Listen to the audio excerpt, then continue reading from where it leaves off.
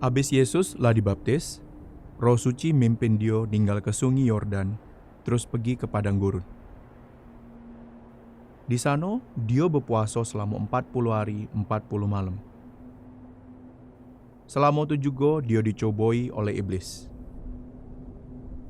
Uji iblis, Aman kau anaknya Allah. Obalah batu ni jadi roti, biar kau pacak makan. uji Yesus, Ada tertulis di jero kitab suci, manusia hidup bukan dari roti bae, tapi dari setiap omongan yang Allah ucap ke. habis itu, iblis gawa Yesus ke sikok tempat yang paling tinggi di rumah agung Allah. Terus ngomong cak ini, Aman kau anaknya Allah. Campaklah diri kau ke bawah.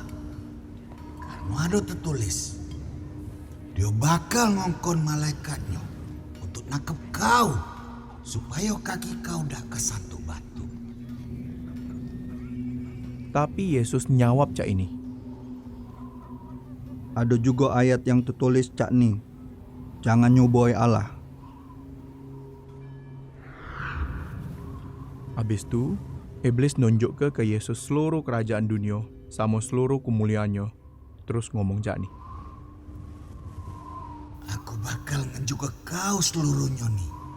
Aman kau sujud sama nyembah aku.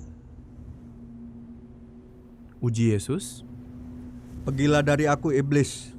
Ada tertulis, sembahlah Allah Tuhan kau, terus layanilah dia bae. Yesus tidak kalah sama oloan iblis. Laju iblis ninggal ke dia. Habis itu malaikat-malaikat datang, terus ngelayani Yesus.